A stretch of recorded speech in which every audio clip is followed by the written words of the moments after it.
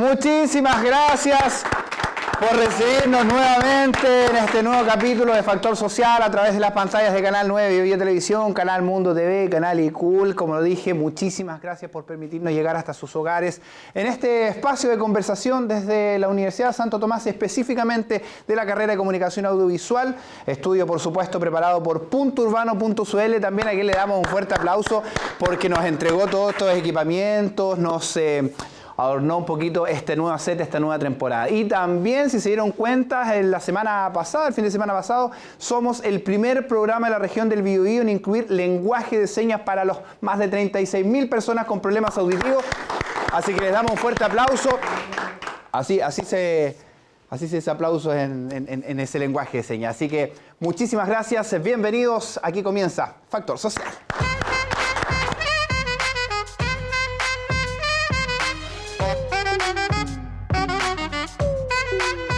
Give it to me, I'm worth it. Baby, I'm worth it. I'm worth it. Give it to me, I'm worth it. Give it to me, Bien, I'm entonces worth it. comenzamos el programa del día de hoy con esa gráfica nueva donde tenemos imágenes de toda la región del Biobío, porque nosotros, por supuesto, somos de la región y queremos que usted también se siente identificado con nosotros. Por siempre lo he dicho, Santiago no es Chile y aquí vamos a conversar de muchas cosas, ya lo hemos hecho durante varias temporadas ya. Hoy vamos a hablar sobre un tema que está causando bastante preocupación a nivel mundial, porque esta imagen que está apareciendo en pantalla ha recorrido el mundo por su crudeza y que grafica la difícil situación y la desesperanza que viven miles de personas en Europa, miles de personas por este conflicto que se está viviendo en Siria. Hoy queremos conversar con un especialista que nos va a explicar detalles de lo que está sucediendo en esta puerta también que se está abriendo hacia el tema de los inmigrantes. Alemania dio un gran paso al recibir a cientos de familias y Chile también, al parecer, podría ser parte de esta campaña. Queremos recibir con un fuerte aplauso a Pedro Díaz Polanco, director de la carrera de Ciencias Políticas y Gestión Pública de la Universidad San Sebastián, a quien, ¿cómo está? ¿Lo dije bien? Sí, muy bien. ¿Cómo está, estimado? Lo invito a tomar asiento. Gracias. Muchísimas gracias por aceptar la invitación. ¿Cómo ha estado? Muy bien, muchas gracias. ¿Cómo está la carrera? Bueno, ahí creciendo día a día. Harta gente, ¿no? Sumándose. Sí, hay bastante interés en la carrera, así es que siempre hago un llamado a los alumnos, a los postulantes, que si quieren conocer de la ciencia política y la gestión pública como disciplinas y como futuro laboral, se pueden acercar a la universidad a conversar con nosotros. Bueno, usted también puede ser parte de esta conversación a través de las redes sociales, hashtag Factor Social, también nos puede encontrar en Facebook, en Twitter. Vamos a estar regalando también este libro, Ajuste de Cuentas y otros relatos de César Valdebenito, un escritor de la ciudad de Concepción, quien está lanzando un nuevo libro y que está disponible en la biblioteca Que Leo. Así que si le interesa también participe en las redes sociales por este libro. Fuerte el aplauso también para los escritores de la región del Biobío. Estimado, bueno, difícil tema el que nos toca conversar hoy día, porque esta imagen de alguna forma conmovió a todo el mundo. Abrió este tema que ha estado presente durante años también en Europa, estos conflictos que existen, pero específicamente esta imagen fue la que está poniendo en la mesa un tema sensible y ya varios países se están sumando a la campaña de recibir a refugiados sirios. Bueno, desgraciadamente fue el catalizador de un interés que ya es internacional.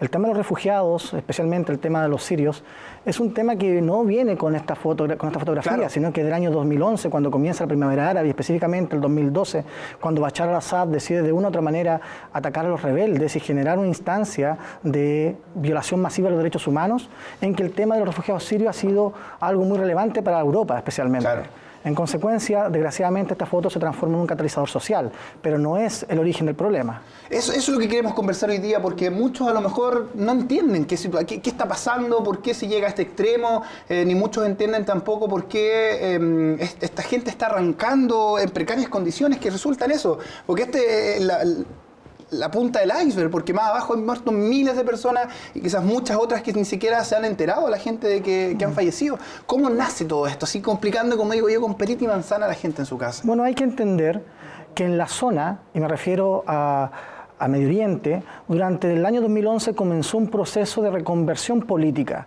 generado porque la ciudadanía estaba cansada de las dictaduras. Ya. A esto se le llamó, ¿Se aburrieron? se llamó la primavera árabe. Hubo distintos efectos, distintas situaciones que en un momento impulsaron a que la ciudadanía se levantara en contra de esta dictadura. Ya así cae Mubarak, cae Gaddafi. Producto cae de las Ali. manifestaciones de las Exactamente. Primero comenzó en Túnez, cae Ali, luego esto se extrapola hacia Libia. Libia reprime a la ciudadanía. El Consejo de Seguridad de Naciones Unidas dicta una resolución 1373 que de una u otra manera ayudó a que el régimen de Gaddafi cayera.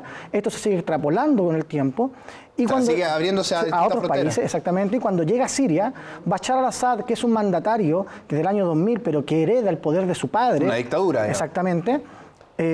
Lo que hace es anticiparse a estos rebeldes. O sea, antes que llegue la ola, vamos a tomar medidas para que no llegue. Y empieza una lógica de violación masiva de los derechos humanos contra cualquier posibilidad de que exista una oposición organizada. O sea, no se podía ir en contra de este gobierno en Siria. Exactamente. Ahora, también hay que hacer un alcance. Siria, dentro de los países de la región, siempre fue el más occidental de todos. Siempre fue aquel que se mostró más abierto a la posibilidad de presentar los derechos humanos, el rol de la mujer, etc. Pero siempre enraizado en una lógica dictatorial. Pero aquí no hay conflictos religiosos. Sí, los hay y muchos. Para poder entender la situación en Siria, hay que primero ahondar en la lógica interna. Bueno, Bashar al-Assad es un presidente que adscribe a la corriente chií, pero a una de las posiciones doctrinales que se llaman los alawitas. En Siria, el 12% de la población es alawita. ¿Y eso es una religión dentro de Siria? Es una corriente del chiismo. Ya. El chiismo es una corriente minoritaria dentro del Islam. La corriente minoritaria es el sunismo. Es una raíz del Islam. Exactamente. Pero dentro de... ¿Extremista también? No, para nada. No hay que confundirse en los conceptos. El Islam es una religión de paz. Así de simple. La religión judía, la religión católica y la religión del Islam se basan las tres en los libros sagrados, son las religiones abrámicas, todo deriva de la misma raíz, y por tanto no hay ninguna que sea más violenta que otra. En el mundo cristiano existieron las cruzadas. Claro. En el mundo judío existe hoy día lo que es toda la violación masiva respecto al pueblo palestino. Y en el mundo del Islam está todas aquellas situaciones que generan el islamismo radical, por ejemplo. Por tanto, las tres religiones tienen vicios y tienen virtudes. Claro, por supuesto. La violencia no es hay que estigmatizar. Exactamente. Bueno, dentro del mundo del Islam, estas dos corrientes, chiismo y sunismo, el sunismo tiene mayoría. Pero además, en Siria se da la particularidad que dentro del chiismo hay una corriente que se llama alawita. Ya. Esa alawita es el 12% y son los que tienen el poder. Entonces, que es donde lo que representa al presidente. Assad, exactamente. ¿Qué ocurrió? Que durante años Bashar al-Assad hizo políticas promoviendo las ventajas para su sector. O sea, vamos aclarando. Entonces, un gobierno autoritario, totalitario, que hereda el poder de su familia y que de alguna forma está beneficiando a algunos pocos. A un 12% de la población. Bueno, con los años... Que no necesariamente eran los más ricos, sino tenían cierta posibilidad de tener mayor poder adquisitivo en virtud de que recibían las ventajas políticas que le generaba Bashar al-Assad. Pero ¿qué pasa? Que con los años la oposición empezó a mostrarse cada vez más en desacuerdo con la gente se aburrió, diga. Claro, pero está pasando en todas partes. Fue un aburrimiento que generase una política sistemática de violación de los derechos humanos por parte del régimen hacia la oposición. ¿Y por qué? Porque la misma oposición comparaba su propio bienestar con la que tenían otras personas en otros países. Se comparaban también cómo vivían en otros lados. En otros lados están peor que nosotros. Exactamente. Y en Siria esta oposición estaba mucho mejor que los sunitas que estaban en otro lugar. Por lo tanto, no se generó una oposición tan radical. Pero ¿qué ocurre? Que en el año 2011, con la primavera árabe, el sentimiento... Expliquemos un poquito la primavera árabe. La primavera árabe es una situación que fue en cadena, en donde la ciudadanía se empieza a empoderar en aras de poder entender que los regímenes totalitarios estaban vulnerando los derechos humanos. Lo que está pasando en todo el mundo. Sí, pero esto ocurrió con una situación muy puntual. En Túnez había un vendedor que vendía naranjas en un puesto y en un momento dado la policía le empieza a cobrar un impuesto. ¿Por vender? Por vender. Él no tenía el dinero, lo que hace la policía, bota todas sus naranjas, destruye el carrito y este vendedor decide quemarse a lo bonzo. Ahí en pleno Túnez. Entonces, esta situación generó una ola de repudio hacia la acción del gobierno representada en la policía. Esta fue la gota que rebasó el vaso para todos. Y esto significó un apoyo solidario en contra de este vendedor y generó reuniones masivas, generó un asambleísmo que finalmente terminó por derrocar el régimen de Ali en Túnez. Aquí es donde las redes sociales tomaron mucha fuerza. Exactamente. También. Y además que justo coincidió con el Campeonato Africano de Fútbol, entonces estaba la prensa europea en la zona y que esto ayudó para poder masificar lo que estaba ocurriendo. Esto se extrapoló también a Libia, se extrapoló también a Siria, a Yemen, a Jordania. Algunos de los países tomaron acciones, tanto como Siria, que han evitado el empoderamiento ciudadano, y otros cayeron. Egipto, Mubarak, por ejemplo. Entonces, en Siria, cuando estaba impulsándose la dicotomía de qué hacer, Bashar al-Assad lo que hizo fue actuar de manera preventiva y aplicó acciones en contra de esta oposición. O sea, le cortó los brazos a la oposición para que no hiciera nada. Exactamente. ¿Qué ocurrió? Que esta oposición, empoderada por lo que estaba ocurriendo en sus países vecinos, y al ver que había caído Mubarak, también por las redes sociales, y al ver que había caído Mubarak, que era un tirano, que había caído Gaddafi, que era casi imposible, claro, que había caído Gaddafi, que había caído Ali, siguió en la lucha en contra de Bashar al-Assad y se conforman lo que son los rebeldes, que no son grupos organizados, sino que son grupos de personas que están en contra de una oposición y que cada uno está en una determinada ciudad. ¿Políticos siempre? Siempre políticos, pero además con una lógica de querer bajar del poder a Bashar al-Assad y en consecuencia con armas. ¿Vale? Entonces el discurso político también generó un discurso subversivo. Y fueron los rebeldes. Paralelo a todo ese escenario, hay que señalar que esta situación de la primavera árabe estaba siendo observada por la comunidad internacional. ¿Por la Unión Europea? Por Naciones Unidas, la Unión Europea, el concierto internacional. ¿Y qué ocurrió? Que en un momento dado se solicita al Consejo de Seguridad de Naciones Unidas que tome alguna acción. Y esa acción, cuando la va a tomar, recibe el veto de China y de Rusia. ¿Y por qué razón? Que son regímenes... No, la razón es geopolítica y es de alianza. Me explico y me voy a ahorrar un minuto. Sí, por favor. El Consejo de Seguridad de Naciones Unidas es el órgano más importante que tiene Naciones Unidas y es el único encargado de velar por la paz y la seguridad de los países. O sea, al Consejo de Seguridad le toca decir... ¿Donde Chile está participando hoy también? Día, de manera no permanente, está Chile. Pero le dice, es el Consejo de Seguridad el que dice, hay que atacar hay que hacer esto, porque hay una amenaza a la paz. Él decide cuándo hay una amenaza a la paz. En un momento dado, viendo lo que estaba pasando en Siria, se hace una votación para determinar qué se hace. Bueno, para que una decisión se lleve a cabo, en el Consejo de Seguridad se deben generar dos condiciones. La primera es que de sus 15 miembros, de los cuales hay 10 no permanentes y 5 permanentes, China, Francia, Gran Bretaña, Estados Unidos y Rusia. Los permanentes. Los permanentes se deben generar dos condiciones. Primero, que la decisión se adopte con 9 votos positivos, 9 votos sí. Y la segunda condición, que es la más relevante de todas, es que no debe existir un no de alguno de los miembros de los 5 permanentes. Si alguien dice que no, la decisión no se adopta y es el veto. Nada que hacer. Y da la casualidad que hay decisiones que no se han adoptado con un 14-1. Entonces, ¿qué ocurrió? Que Rusia en un momento dado dice, yo veto esta resolución. ¿Y por qué? Porque tiene un puerto Rusia en el territorio sirio con el cual tiene salida independiente hacia el mar Mediterráneo. Si me lo corta, me joden el negocio. Me joden el negocio. ¿Y por qué? Porque en la práctica que había tenido Libia, cuando cae el régimen de Gaddafi, las nuevas autoridades echaron para abajo todas las negociaciones, unos acuerdos internacionales que tenía Libia con el petróleo para China. Por tanto, lo que hace Rusia dice, a mí nadie me asegura que esta autonomía que yo tengo en este puerto me va a continuar y por tanto veto. En consecuencia, de ahí ya partió el problema. Queda desprotegida la situación siria. Bashar al-Assad queda más empoderado para tomar acciones contra los rebeldes, claro. Viéndose eso, que es bastante complejo para uno de entender, hay que colocar un nuevo factor en la ecuación, que es la emergencia de un grupo que se autoproclama como el Estado Islámico. Ya, claro, dentro de Europa. El Estado Islámico no son los rebeldes sirios. El Estado Islámico es un grupo de personas que en su generalidad profesan la religión del Islam de la corriente suní, o sea, van en contra del régimen de Bashar al-Assad, y además podrían ser que son como similares a los rebeldes, pero lo que ellos quieren hacer es juntar un califato, o sea, en distintos lugares de la península arábiga y del Medio Oriente, poder generar una sola comunidad islámica, la UMA, en aras de poder tener un califato. ¿Y que el califato sería...? El califato es un gobierno mundial de carácter islamista que tiene la Sharia, que es la ley sagrada, como el orden con el cual se va a regular la vida social.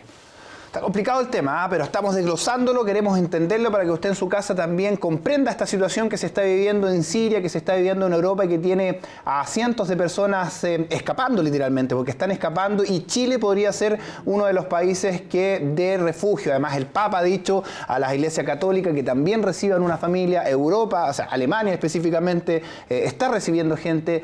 Analizamos este tema, pero tenemos que hacer una pequeña pausa comercial y ya regresamos.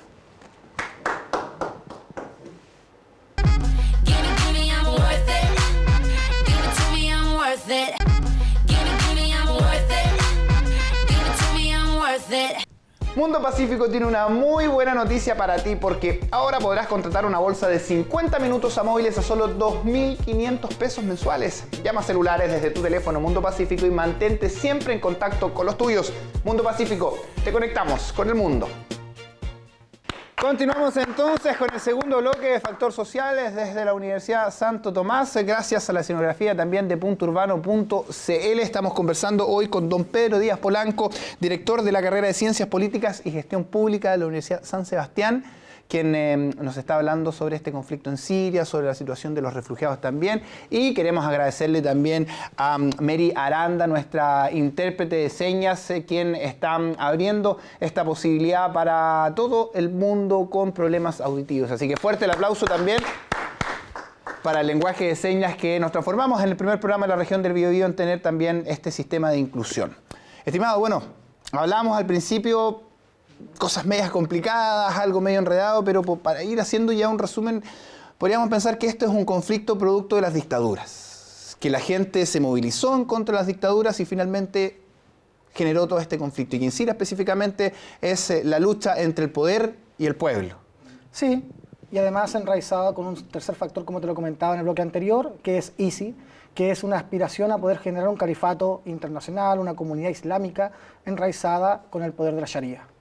Bueno, es lamentable porque siempre, bueno, no solo en nuestro país, parece que en el mundo entero es cuando hay algo que realmente llega al corazón, empieza a generar conciencia. Y este niño de solo 3 años que muestra la fotografía muerto en una playa en Turquía, abrió los corazones, parece, de los mandatarios, de los países. Alemania en esta forma inédita recibe a muchos refugiados.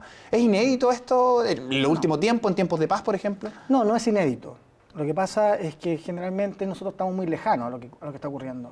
Generalmente los conflictos armados que se dan en Oriente Medio y especialmente en África generan que las personas migren hacia Europa, donde van a encontrar un mejor vivir. El tema de los refugiados ha sido considerado una amenaza a la seguridad europea, no solamente de los eventos que están ocurriendo ahora, sino del año 1992.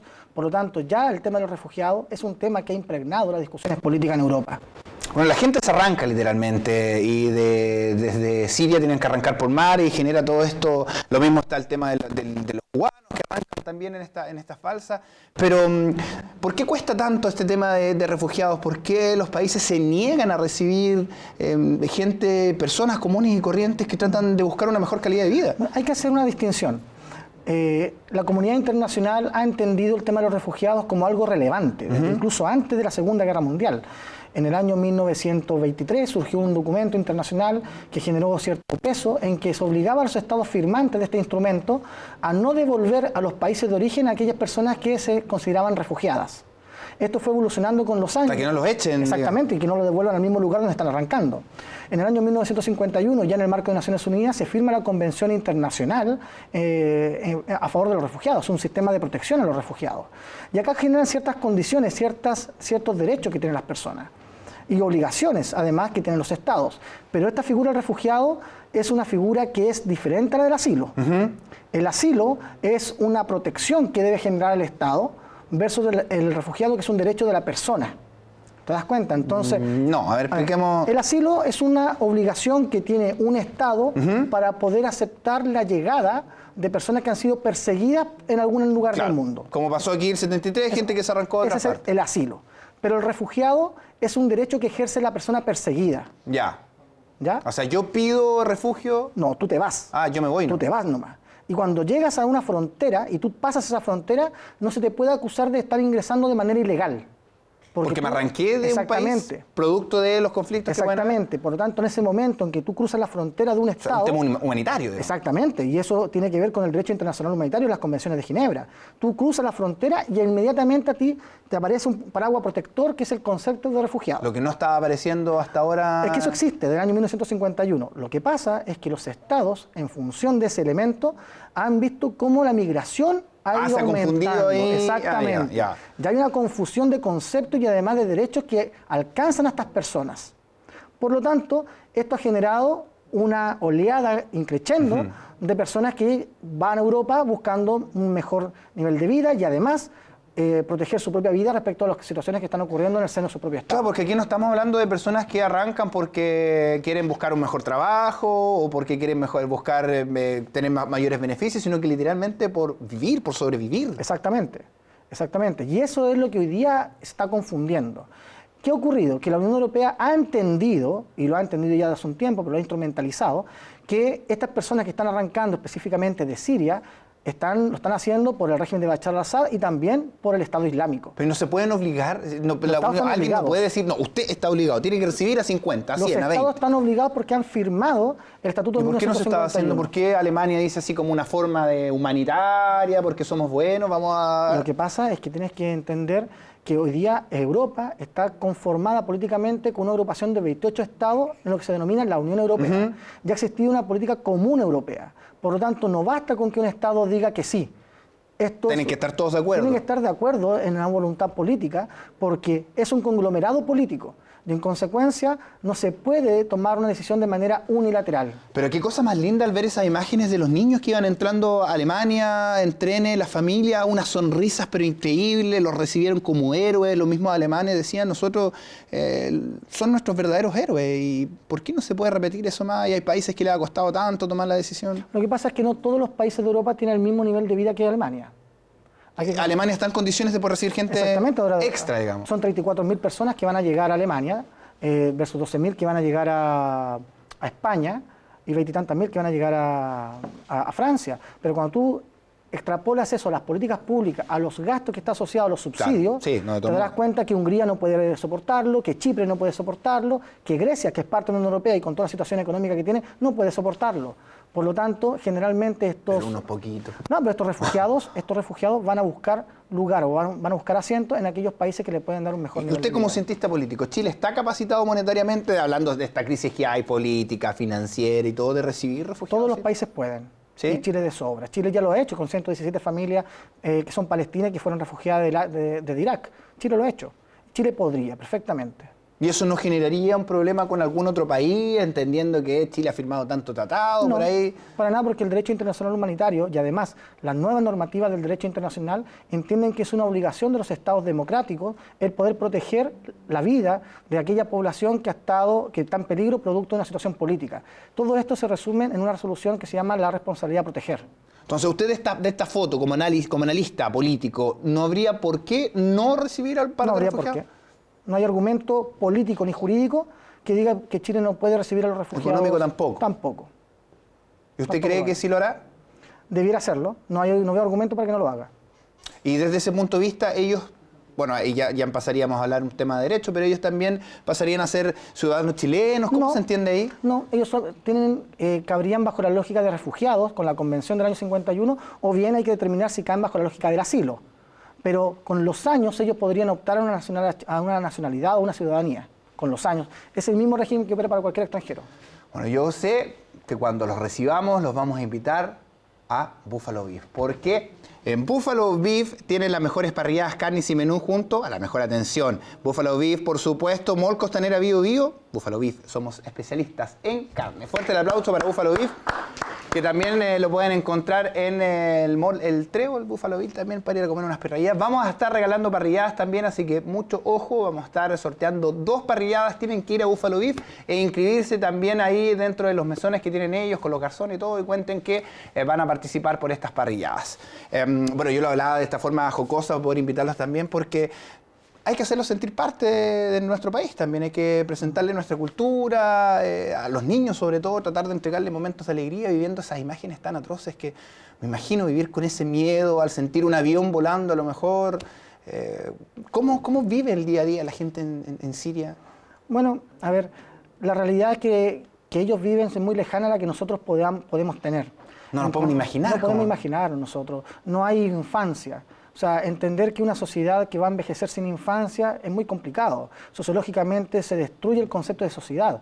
Cuando tú no puedes hacer vida y cultura en tu propia tierra, se están violando los derechos humanos. En consecuencia, hay que generar, la comunidad internacional debe generar la instancia para poder reinsertar a estas personas y ojalá generar el derecho a regreso, a que puedan volver a su tierra. Una vez que esté... Exactamente. Nadie quiere salir de su país y no volver en un momento. Por lo tanto, lo que tienen que hacer los estados y la comunidad internacional es generar estabilidad en la zona siria, ya sea... ¿Se puede llegar a eso? Es muy complicado porque los intereses geopolíticos y específicamente de poder que están insertos en la zona instrumentalizan los derechos humanos. Este es el ego del hombre, ¿ah? El ego del hombre por sentir el poder. Yo no diría el del hombre, yo diría de los estados, como sujeto del derecho internacional. Son los estados los que realmente instrumentalizan los derechos humanos, no son las personas.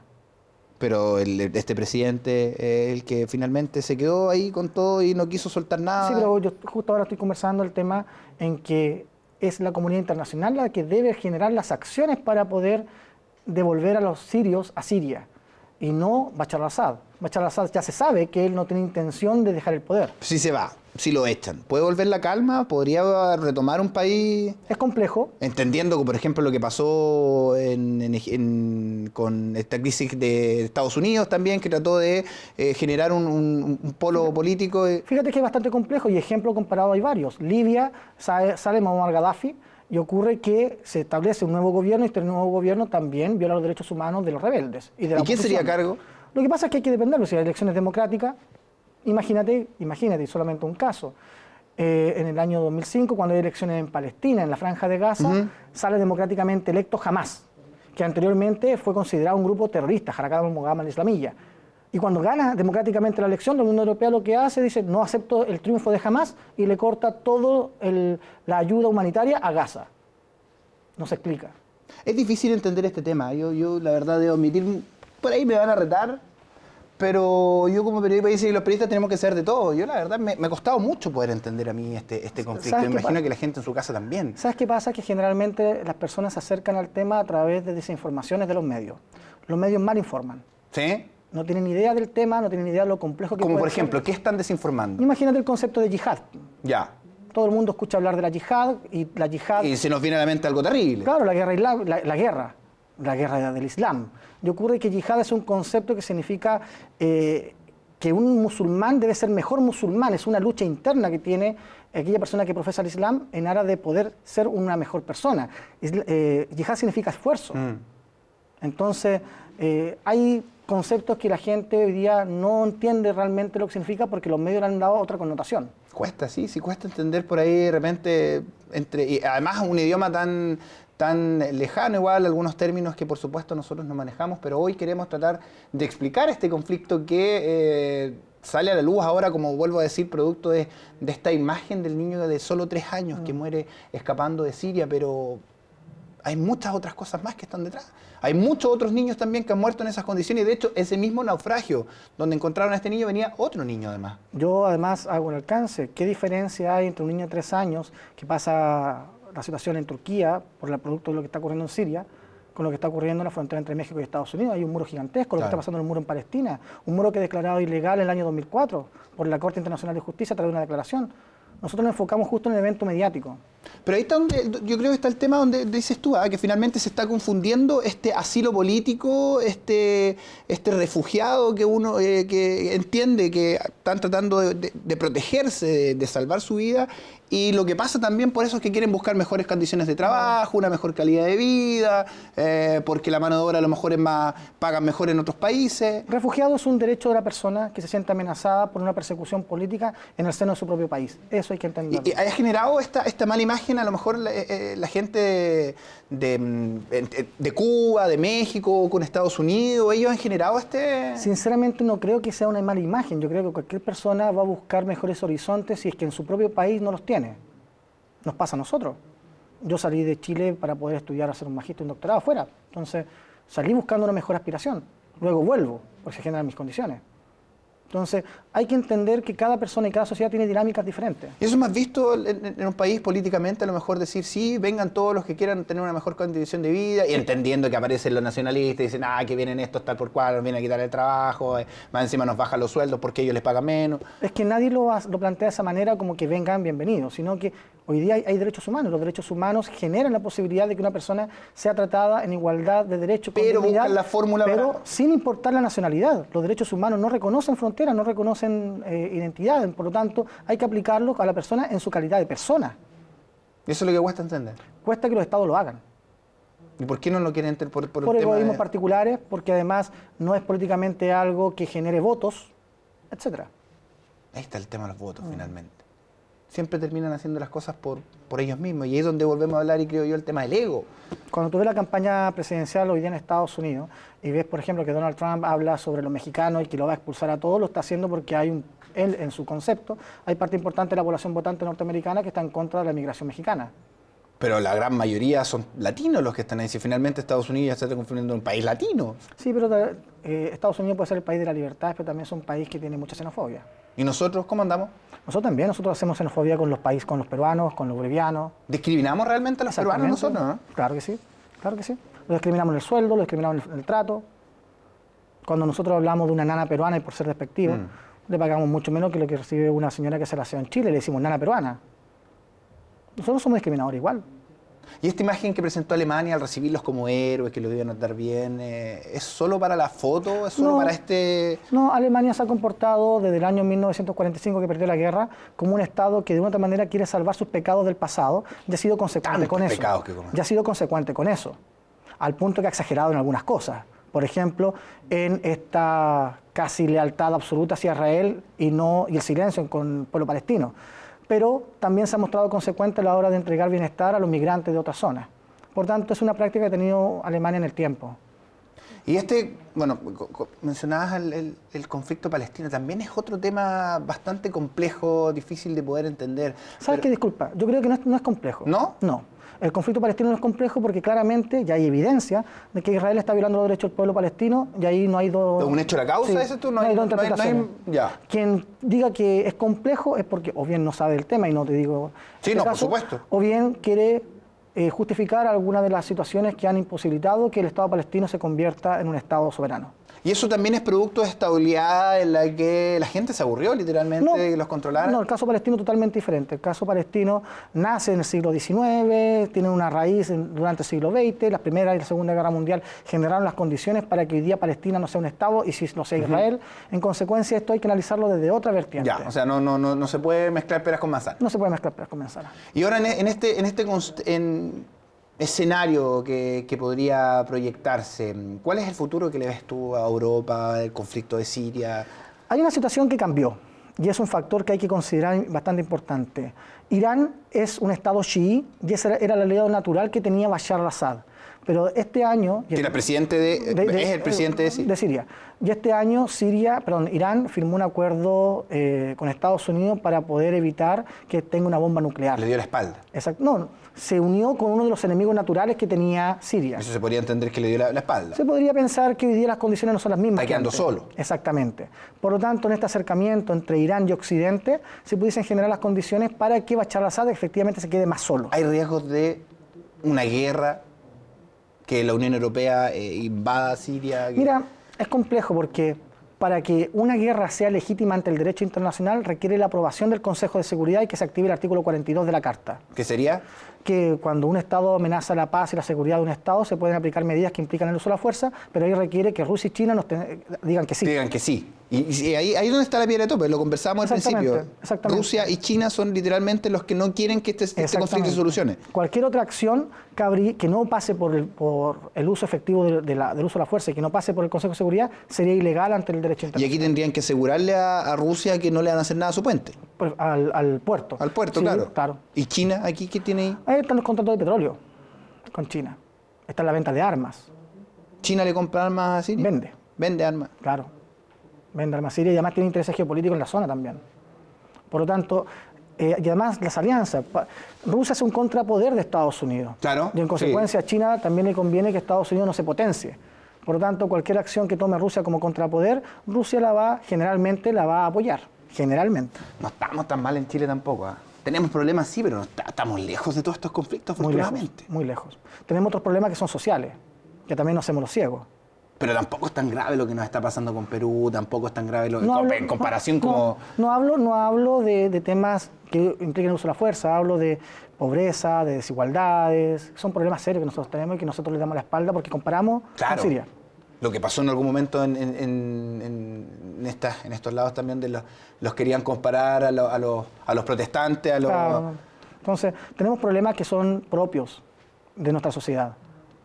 Me gustaría que pudiésemos analizar eso también porque es importante aprovechar que estás aquí con esta situación en la que estamos viviendo en Chile, la máxima desaprobación que tiene la presidenta y que ha tenido un presidente durante los últimos años, los problemas económicos, problemas de salud, problemas de delincuencia.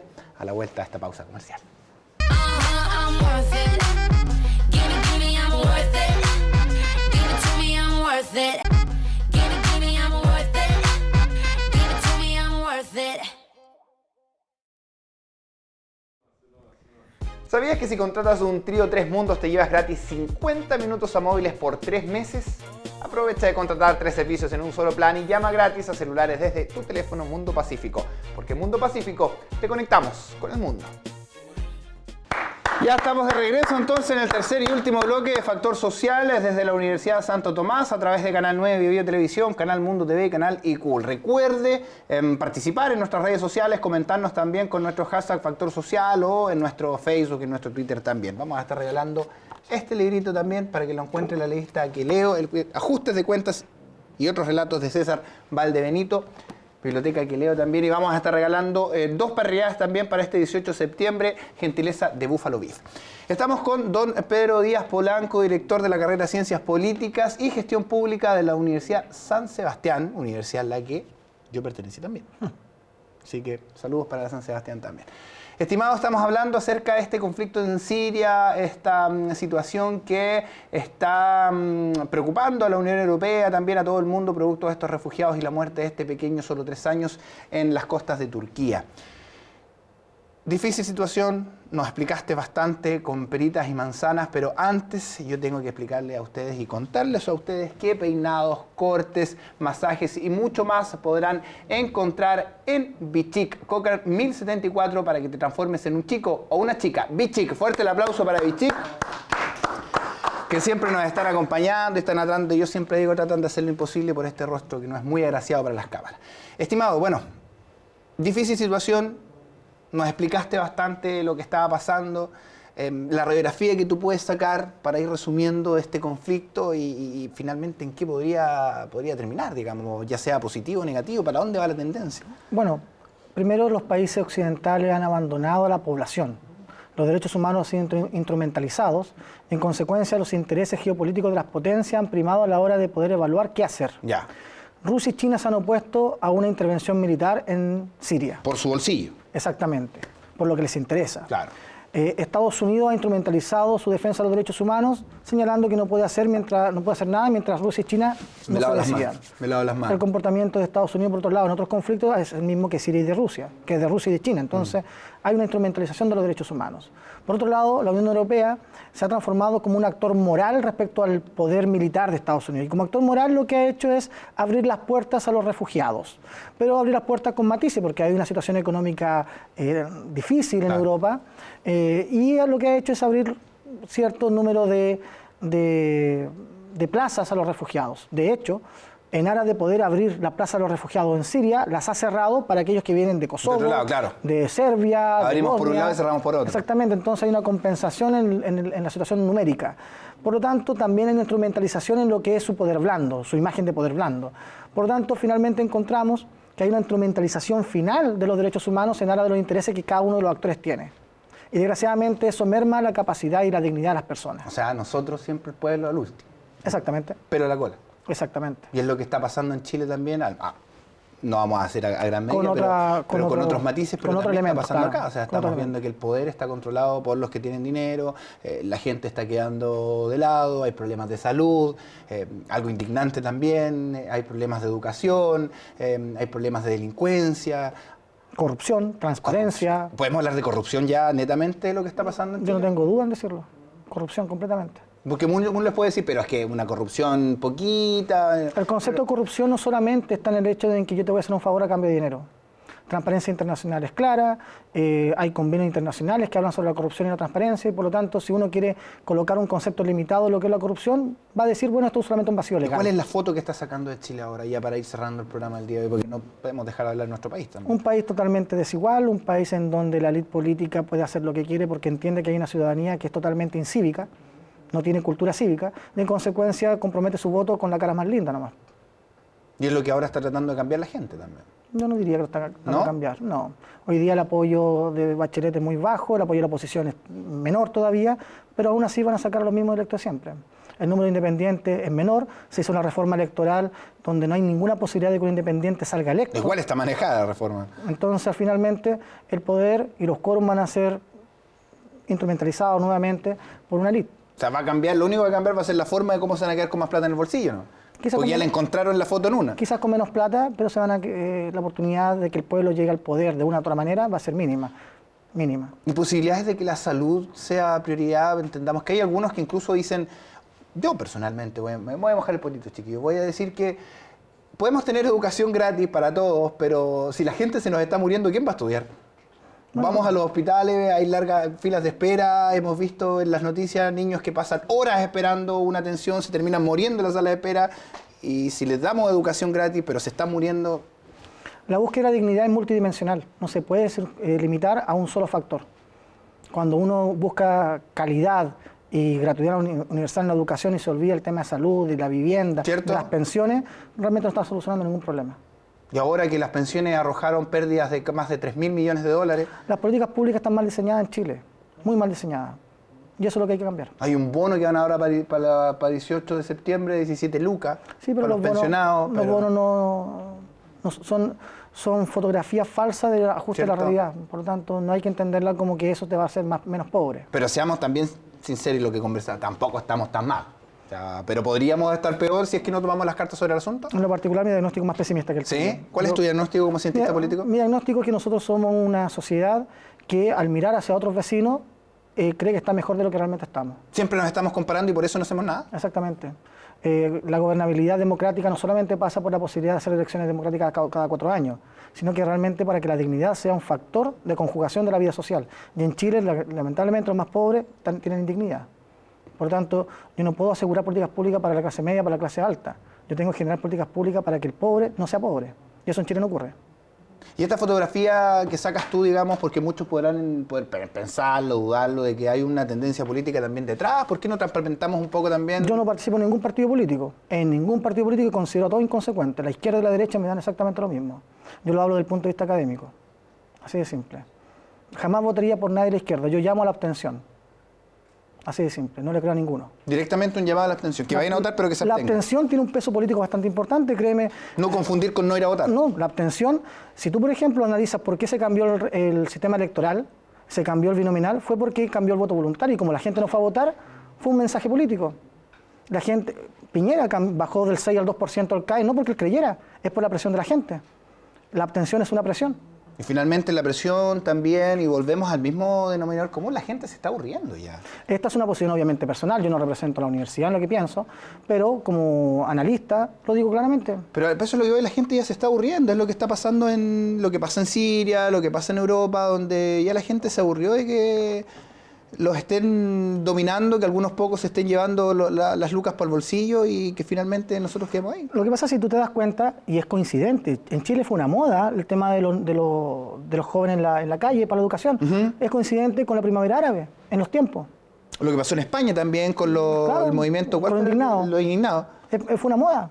Ahora, una moda que generó consecuencias en el tiempo, claro, pero fue una moda. ¿Ya pasó esa moda? Lo que pasa es que aquellos que lideraron esa moda hoy día están en la elite.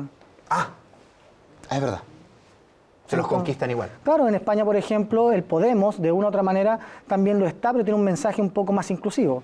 Hoy día, cuando vemos que el Partido Comunista que lideraba, y no sé, Camila Vallejo, Giorgio Jackson, que está en otra vereda política, se entregaron lo que fue la nueva mayoría, finalmente la inconsecuencia reinó. Dale poder a la gente y lo conocerás, dice el dicho. Exactamente.